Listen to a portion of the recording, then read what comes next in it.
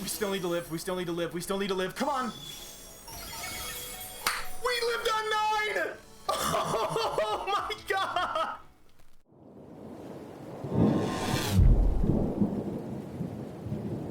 Heyo, it's your boy Storm, and welcome back to the second iteration of my Regional Run Challenge. What's the Regional Run Challenge? Well, for those of you that don't know, last year I was struck by a curse. See, I competed in the 2023 Pokemon VGC competitive circuit, and I wanted so badly to make Day 2, and I never did. In order to make Day 2, you have to get at least 7 wins out of 9 games played, and I got 6 wins, 3 losses, 6 wins, 3 losses, 6 wins, 3 losses, 6 wins and 3 losses, never meeting the 7-game requirement that would legitimately allow me to advance to Day 2. So what's the challenge? Basically try and bolster my confidence and break the curse by winning 7 games out of 9 game attempts on the ladder. So the rules are simple, really. I can't lose more than twice. If I lose 3 times, well then I could only win 6 games out of the potential 9. I need to win 7, so I can't lose more than twice or the challenge ends and I'm out. Now I did this 2 weeks ago now, and I got to about 3 wins before I hit my 3 losses. So I got win, loss, win, loss, win, 3rd loss, the challenge was over. Today, I'm going to try and get to 7 wins. At the very least, we're going to try and break more than 3 wins before getting our 3rd loss. Let's see what these games have in store for us and jump right into the team preview. So let me show you what we're working with. This big guy right here is the king! He is the restricted that we've chosen. This is Koraidon. He's the main damage outputter for the team, and this thing is a monster. With the sun set up, his ability gives him a boost on his attack stat, and then terastallizing into a fire type combos into the sun damage to just rip the nastiest flare blitzes. Plus, some of the things in the meta right now, Zamazenta and Terapagos, do not like getting hit by a collision course, and that move boosts the damage even further when it's super effective. So some of those Pokemon just eat it. After that, we got a classic for the format. Now this thing's fallen off a little bit in terms of its usage, but it put in the work for me. Fluttermane. And the reason we've chosen Fluttermane is because its ability gives it a boost when the sun is out. Remind you of anyone? Koraidon can set the sun, boosting its own attack and boosting Fluttermane's, making for a seriously vicious combination. Now in the past, you could just put a booster energy on Fluttermane, and that would allow you to access its strength without the sunlight. But with Koraidon, you can set the sun and give it another item, whether it's Choice Specs, Fairy Feather, Life Orb. The damage output just gets to be ridiculous. Moving on, the next guys that we have on dock are Incin and Rillaboom. This is a classic defensive core. We're throwing fake outs around, we're throwing parting shots around, we're hitting people with Will-O-Wisp, we're hitting people with Grassy Glide. They just balance each other's types out nicely, and they have the ability to offer a lot of utility to the team. It just fleshes out the defensive backbone of what we're working with. And we're going to follow that defensive backbone up with another offensive duo, Tornadus and Gholdengo. These two guys can work together to set a high speed mode for the team or play under Trick Room. See, the Gholdengo can work under Trick Room, setting up Nasty Plot in front of Calyrex Ice Rider and then ripping Make It Rains or Shadow Balls that just put the brakes on that strategy. And the Tornadus, this guy can partner with Koraidon, Fluttermane, or the Gholdengo, and just together ridiculously overwhelm your opponents with a combination of speed and damage. Plus, our Tornadus is running Sunny Day, so that we can actually reset the weather if opponents are pulling Pelipper or Rain Dance Tornadus to try and stop our Sun team. Well, that pretty much summarizes the crew. These guys have been loyal to me and carried me through some insane battles. I had moments where +4 Gholdengo was OHKOing Incin with Make It Rain, okay? I had battles where the Koraidon was just flare blitzing Farigirafs and knocking them out before Trick Room went up. I mean, the damage that this team can do is pretty insane. I'm excited to show you what goes down in the battles. Well, there's not a whole lot of reason to keep stalling. Let me show you the results of my second regional run challenge. Well, game 1 is looking deceivingly easy here. While they do have a Trick Room mode, they don't have a restricted Pokemon.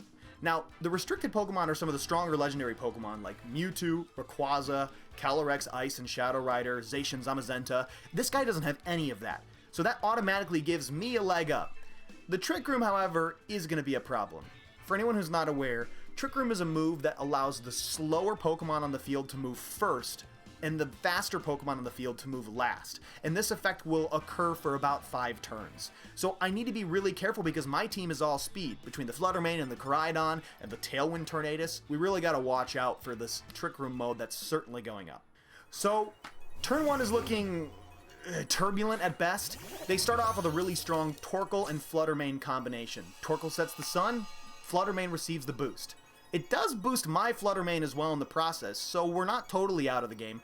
But as I look, I think my Goldango's in danger. Between the ghost type attacks of the Fluttermane and the fire from Torkoal, this thing needs to switch out. I put Incin into the spot of Goldango, and I terrastalize my Fluttermane away from its ghost type weakness, giving me a pretty balanced play for the turn. However, my attack strategy doesn't go as smoothly as my defense strategy.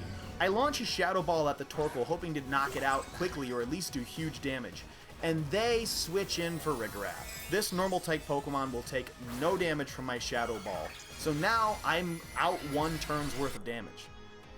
At this point, with the Rigorath on the field, I decide it's not worth going after it. I'm going to take out the Fluttermane. That thing has more threat for the Pokemon that I have in the back. So while I aim and double into the Fluttermane, they take a play right out of my book and terrastalize their own Fluttermane so that my Shadow Ball won't do super effective damage. But disaster strikes even further than a defensive play from them. They use Helping Hand from Rigorath to boost the mystical fire that their Fluttermane seems to be locked into. And although I'm sitting there praying that I live through this, a mystical fire from this Fluttermane just immediately knocks out my own Fluttermane, and we're on the back foot. Well, with Fluttermane gone, I have to shift something in, so I decide to send in my Koraidon because at least that thing won't be taking damage from the Fire-type Fluttermane attacks. We trade swaps one more time, the Fluttermane for their Iron Hands, and my Incineroar for my Goldango, and now I know Trick Room is going up for sure. But rather than try and knock out the Rigorath, I decide to let that ride out, and instead, I start boosting up, going for a nasty plot of my Goldango to try and put out huge damage as I live through the Trick Room turns. At this point, Trick Room's up, and the Iron Hands is now moving first. The Rigorath and the Iron Hands try and put out damage via an Earthquake, and I try and blow right back with a Shadow Ball.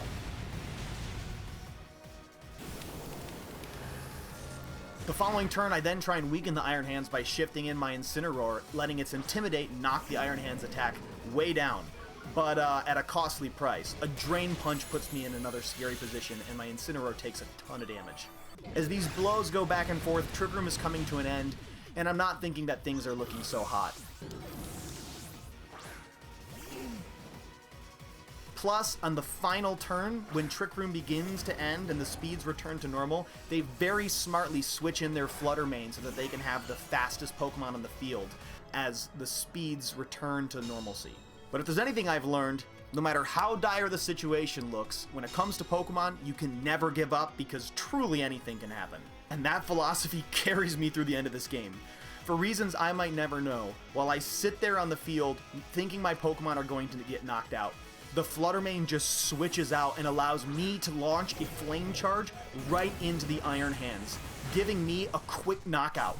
And all of a sudden, we're still in this. My Goldango then fires off a Shadow Ball, and I'm hoping and praying into a successful knockout on the Torkoal. What is happening? Now we're at the precipice here. The Fluttermane switches back in, and I know it's going to be able to do crazy damage to both my Koraidon and my Goldango.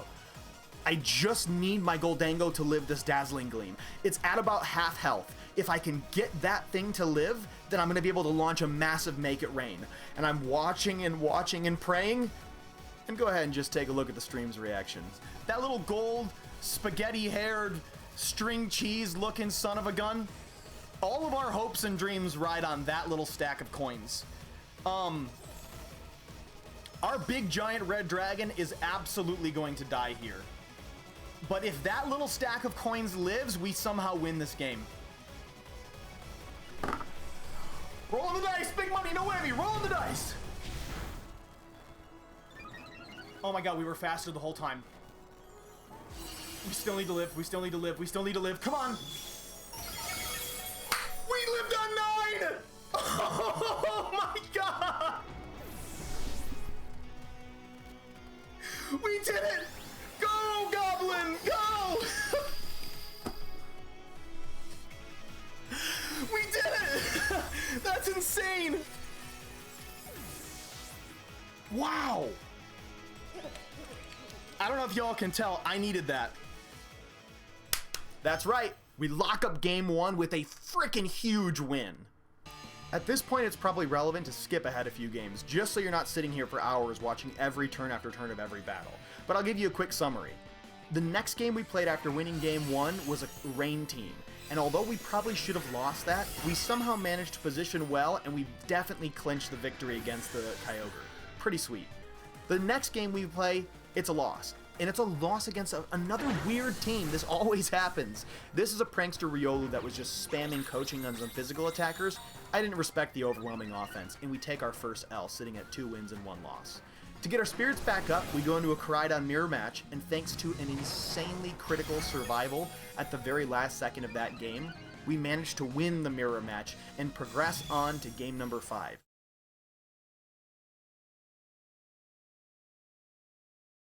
And cue the fear.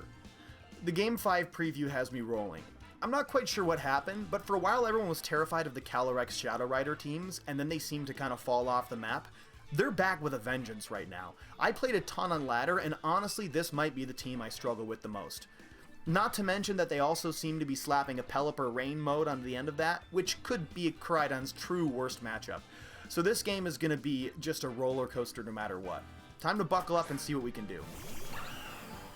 Now, this beginning turn is, I mean, every game seems to have a turbulent beginning one when you have these powerful legendary Pokemon, but what I'm identifying is this. My Goldango could very easily just go for a Shadow Ball and knock out their Calyrex Shadow Rider, but I know that most of the time these horses are Terra Fairy. What if I just go for a cheeky Make It Rain, predicting that they're going to try and make a safe Terastallization and knock them out immediately? I think about it, and then ultimately I decide it would be safer just to protect. And thank God I do. The Mienshao, which I thought might just try and spam a fake out, has Wide Guard, and my Make It Rain prediction cheeky strategy would have completely flopped, probably costing me the game almost immediately. So we played it cool, and it paid off big. This next turn, I know exactly what to do. Let's take this horse out. I go for the double up, hoping that I'm going to have enough damage to put it out, or at least hoping that the air slash I threw from my Tornadus could get me a flinch, and neither the horse goes down nor the flinch goes off. So now I'm sitting there watching a nasty plotted Calyrex get ready to launch an Astral Barrage on me. And I'm assuming that it's over. But we live! We live the double up in both slots. Back to feeling super good. I'm sitting there going, this turn now, I can go ahead and hit the Make It Rain, I can hit the Shadow Ball, I totally got this. And I don't realize that my understanding of Mienshao is seriously lacking. This thing goes for a feint the following turn, which is like a +2 or 3 priority move that shatters Protect, and OHKOs my Goldango before I can do anything, allowing them to just get another clean kill with the Calyrex. At this point, you might think I'm feeling pretty discouraged. Half my team is gone, but I'm no quitter. And I set that Tailwind up for a reason. In the back, I have my Koraidon and my Flutter Mane, which combo, as I've said, extremely well together. Plus, their speed is now doubled. In my head, I'm seeing an easy Flame Charge to knock out the Calyrex. I'm seeing all kinds of options that allow me to sweep through this game. And I forget about the bonus mode that I said this team had. When I line up my hits, enter my commands, and lock in for the turn, my fears are realized as a Pelipper switches in. This turns off the Sun, which lowers Koraidon's attack and lowers my Flutter Mane's special attack. So I end up missing the kill on the Calyrex. Well, at this point, the Tailwind runs out and an Astral Barrage comes roaring in from the other side, just sealing my fate for game number 5. Man, that was a really fast-paced emotional roller coaster, but unfortunately it ends with our loss. So we're now sitting at 3 wins and 2 losses. Ah, another Trick Room team. Well, at least I can't complain about being surprised by random things all the time, because I've seen a lot of Trick Room, and I do have a game plan. This time it's interesting because it has a Necrozma on there, and that's a less common restricted pick.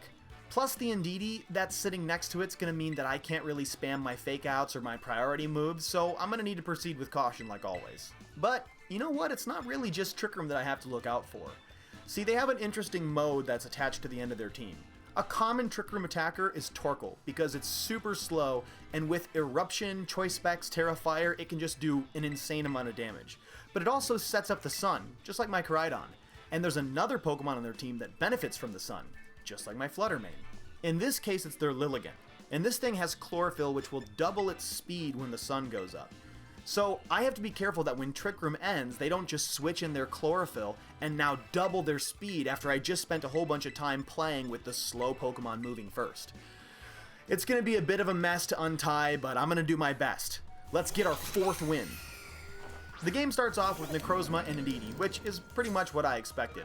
So I know that a Trick Room is coming, and on the Goldango I decide to set up my Nasty Plot and get my attack up early as I can, and on the Incineroar I go ahead and throw a knockoff at the Necrozma just in case they decide to try and get fancy and bold, but as expected, Indeedee uses Follow Me, and that pulls the knockoff into that slot. And while I'm feeling pretty proud about my plays for Game 1, I Terastallized Goldango to avoid a super effective hit, I threw the knockoff into the Necrozma slot just in case.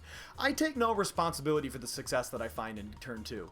I protect the Goldango thinking that there's a huge target on its head after setting up the Nasty Plot, and they rip a base, 130 Meteor Beam +1 attack into my Incineroar, and it misses. I was just sitting there in shocking disbelief, but hey, no complaints here, man. We take those things.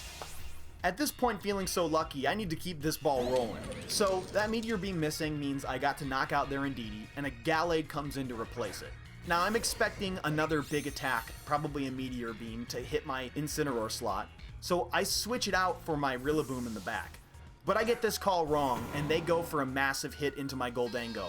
And I'm not feeling very fortunate about this thing living, but oh my god, it happens again! This thing's a monster! And seriously, check out my speechless reaction this time. I'm flabbergasted. No way! You've gotta be joking me.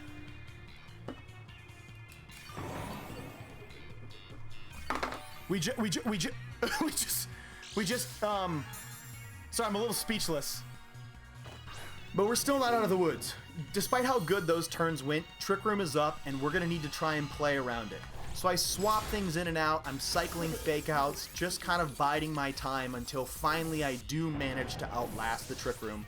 The speeds return to normal and slow Pokemon are no longer in the lead. Now, despite the speeds being back to normal, I still do need to contend with knocking out both a Gallade and a Torkoal, and I'm fearing that there's a big eruption coming. So I go ahead and knock out the Gallade with my Koraidon at the end of the game, and then my Incineroar goes to get a knockoff into this Torkoal, just hoping to bring the damage that it's going to do down. But all it does is go for an Earth Power, and I live it brilliantly. I barrel down into the Torkoal, locking in my moves, and the forfeit appears. Needless to say, as you can tell, it feels good. Our 4th game has been won, and we've officially improved on this regional run challenge since the last time we played. We're at 2 losses, but we're at 4 wins. Why not make it 7?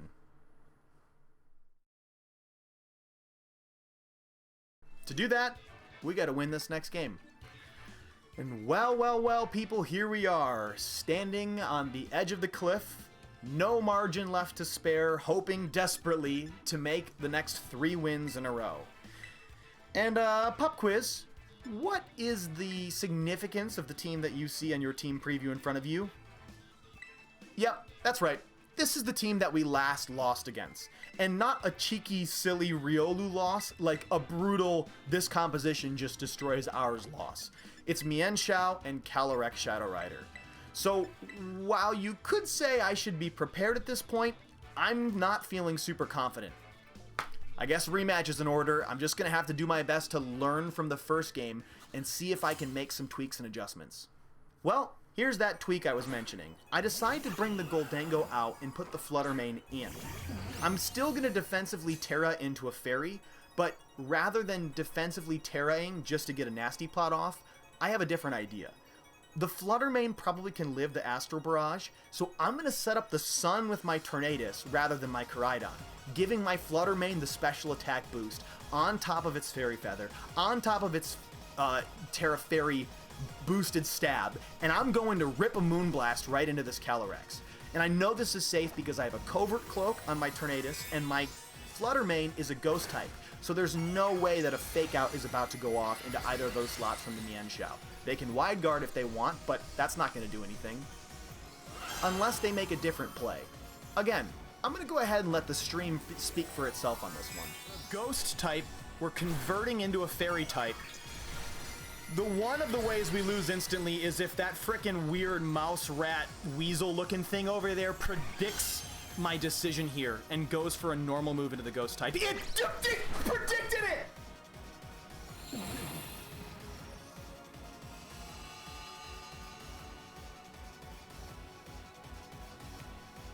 Oh my god, it predicted it. This Albert Einstein of a Pokemon player just looked at the board state and went, well, the best case scenario for me is that they terrestrialize the Fluttermane either to go on the defense or go on the offense. I may as well just throw a fake out at that slot. And they frickin' call it right and fake out my Fluttermane.